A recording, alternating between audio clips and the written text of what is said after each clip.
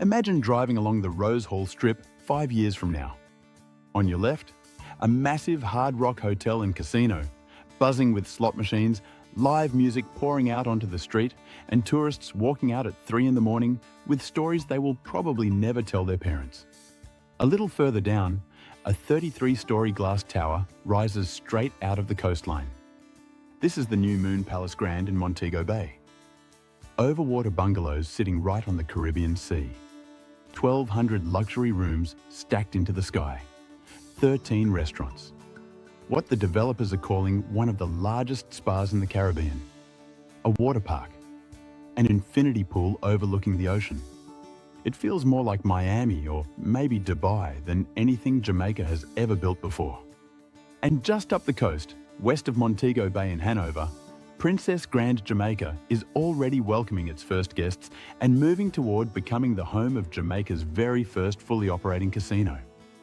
Together, these 3 developments represent more than $4 billion in planned investment along Jamaica's northwest coast. And Tourism Minister Edmund Bartlett has already gone on record saying this area, Rose Hall, will become Jamaica's official casino zone, without question. So here is what we are going to answer today. Is Jamaica making a brilliant high-stakes tourism play? Or are we gambling away our coastline on promises, artist impressions, and political sound bites? Rose Hall is a resort corridor about 7 miles east of downtown Montego Bay. It is already one of the most resort-dense stretches in the Caribbean, home to brands like Hyatt, Sandals, Iberostar, Half Moon, and Rio Palace. This is not undeveloped coastline. It is an established strip that the government is now giving a new and more ambitious identity, positioning it as Jamaica's concentrated casino zone where gaming will be a central feature of the experience, not a side attraction. The third major project in this story, Princess Grand Jamaica, is technically not in St. James at all. It sits at Green Island in Hanover, near Negril. But every guest lands at Sangster International Airport in Montego Bay and drives west along the same North Coast Highway. Industry insiders increasingly refer to this entire arc as Jamaica's Casino North Coast, one continuous corridor with Montego Bay as the gateway. Hard Rock Hotel and Casino broke ground in April 2023. It is being developed by Pam Hotels on a beachfront property in St. James, alongside 2 companion developments, Unico 18-77 Hotel Jamaica and the planned AVA Resort Jamaica. The Hard Rock itself will feature more than 1,000 rooms in Phase 1 and a full-scale casino integrated into the resort. Not a few slot machines in a corner, but a dedicated casino floor inside a globally branded entertainment complex. Construction is visibly underway, with concrete structures rising on site. Pam Hotels estimates the combined value of all 3 properties at over $1 billion, with projections of more than 4,000 construction jobs and 5,000 permanent positions once operational. What makes Hard Rock genuinely interesting for Jamaica is the brand DNA. Live concerts, rock-themed nightlife, a culture built entirely around music and energy. For Jamaica, a country with one of the most powerful music identities on Earth, that combination could be electric in a way that a generic luxury resort simply cannot replicate. Tourism Minister Bartlett said at the JHTA Annual General Meeting in June 2025 that next to Moon Palace, the Hard Rock Hotel will anchor Rose Hall as Jamaica's casino zone, without question. But of all 3 projects, Hard Rock is the one that will most directly put casino floors on the Rose Hall map, not just in press releases, but with real chips on real tables. If Hard Rock brings the casino energy, Moon Palace Grand brings the luxury statement that changes the skyline. Ground was officially broken on August 11, 2025. Prime Minister Andrew Holness led the ceremony alongside Gibran Shapur, CEO of the Palace Company.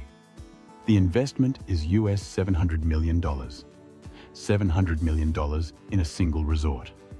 When completed, it will stand 33 stories tall, making it the tallest building in the English-speaking Caribbean. It will feature 1,200 rooms, overwater bungalows bringing that experience to the Rose Hall coastline for the first time. 13 restaurants and bars, what the developers are calling one of the largest spas in the Caribbean. a flow rider surf simulator, a water park, bowling, and a third-level infinity pool overlooking the sea. Targeted opening is the winter of 2027. The Palace Company is not new to Jamaica. They launched Moon Palace Jamaica in Ocho Rios in 2015 with a $250 million investment. That resort now employs over 1,200 locals. This is not a foreign company making big promises for the first time. Palace Resorts has purchased 28 acres of land to build staff housing. Actual land already in hand, not a future promise. The company has committed $5 million toward community investment, including upgrades to the John Rollins Success Primary School and the redevelopment of Success Beach into a public facility open to all Jamaicans. Prime Minister Holness said at the event that every Jamaican must have access to the island's beaches, and that expanding public beach access is part of this development plan. Tourism Minister Bartlett described these commitments as tied to the government's Innovation Township plan for the Success community, a vision integrating housing, education, healthcare, and small business development into one zone around the resort area. Moon Palace Grand is not being positioned as a casino property in the same direct way as Hard Rock or Princess Grand, but it is part of the casino-eligible cluster in Rose Hall, and the government consistently mentions it alongside Hard Rock when describing the zone. What is undeniable is that the 33-story tower makes it the visual centerpiece of the entire Rose Hall transformation. Now let us talk about the project that could steal the headline before Rose Hall is even finished. Princess Grand Jamaica sits on 73 hectares at Green Island in Hanover, with a 2.3-kilometre shoreline, developed by Princess Hotels and Resorts Limited, a Spanish hotel group. The master plan envisions over 2,000 rooms across multiple phases, which would make it one of the largest resort complexes in Jamaica when fully complete.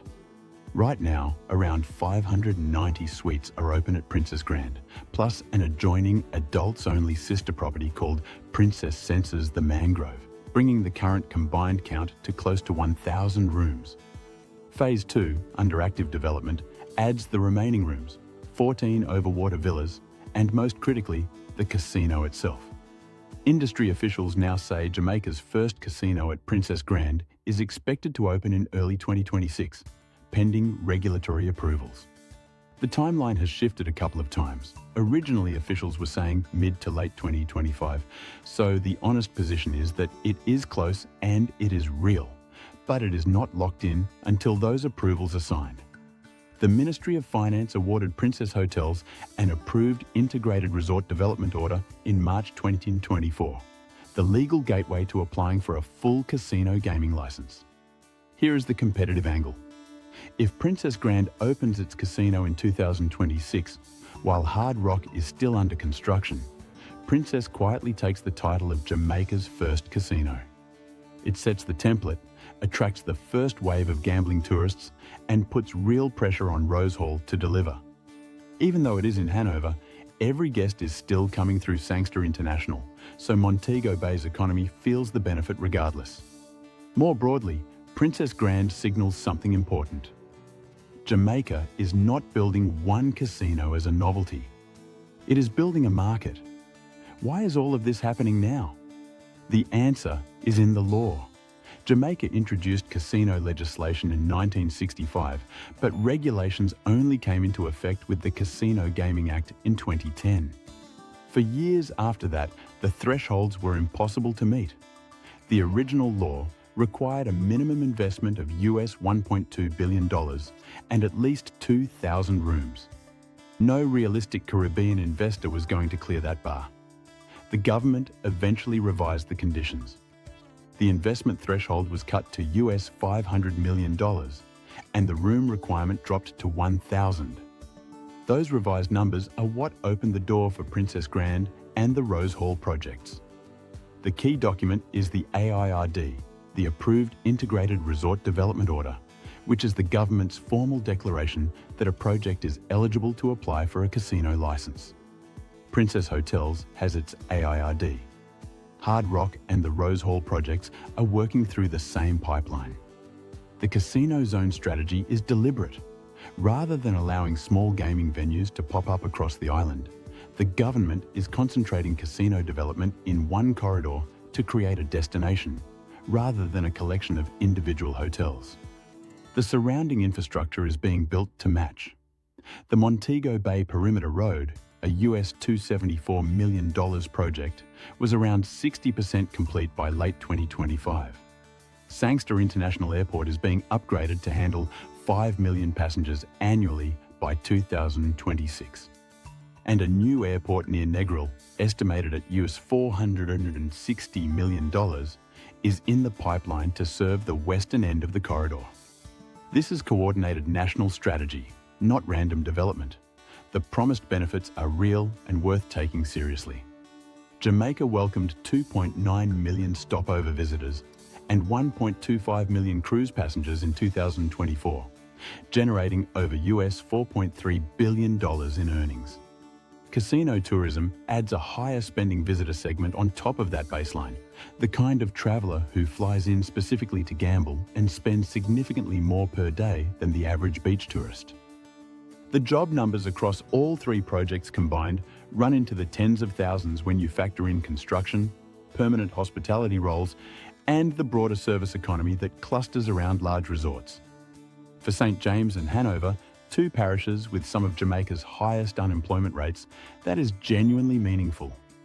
But the harder questions deserve honest answers. What kind of jobs? Construction work is temporary.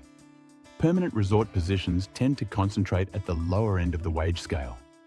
The high-value management and gaming expertise roles often go to international hires. Are there training pipelines being built now so Jamaicans can move into those better-paid positions over time? That question needs a public answer. How much money actually stays in Jamaica? PAM. Hotels, Palace Resorts, and Princess Hotels are all foreign companies. Foreign capital coming in is good. But profit repatriation, management fees, and supply chain choices can send a large share of the revenue right back out. Tax incentives and concessions reduce the government's take further. These deal terms are negotiated quietly. Jamaicans deserve to know what was given away to bring these brands here. The risks that do not appear in investment announcements are the ones worth lingering on. Casino gambling creates documented social costs everywhere it operates. Jamaica does not currently have the infrastructure for gambling addiction support at any real scale because it has not needed it. The religious community fought this for years, and while the economic argument won in policy circles, those social concerns about addiction, debt, and associated crime are grounded in evidence, not just sentiment. Community inclusion is the other question. All-inclusive resorts are enclosed ecosystems by design. Guests spend inside the walls and leave. Surrounding communities absorb the traffic, the noise, and the infrastructure strain without necessarily seeing proportional economic benefit. The combined pressure of Hard Rock, Moon Palace, and the surrounding infrastructure on an already resort-dense shoreline raises real questions about coastal erosion, water supply, sewage, and marine ecosystem protection. Environmental impact assessments are part of the legal process. But assessment and enforcement are two different things, and Jamaica's track record on environmental enforcement in tourism is not without its problems. None of this means the development should not happen. It means it needs to happen right. So, is the US $4 billion Rose Hall Casino Zone Jamaica's new Vegas Strip? Here is the honest answer: no. Las Vegas took 60 years and hundreds of billions of dollars to build, and was designed from the ground up around gaming and spectacle in the middle of a desert. Rose Hall was never going to be that. But what it can realistically become is one of the most concentrated and high-quality casino resort clusters in the entire Caribbean. A corridor where a visitor flies into Montego Bay and chooses between world-class integrated resort experiences, some with casino floors, all within a short drive of each other. The investment is real. The companies are credible. Boots are on the ground and concrete is in the earth. Whether Jamaica plays this hand well depends entirely on what comes next. Job quality over job count, community investment that is enforced rather than just announced, environmental oversight with real teeth, and addiction support systems that are ready before the doors open.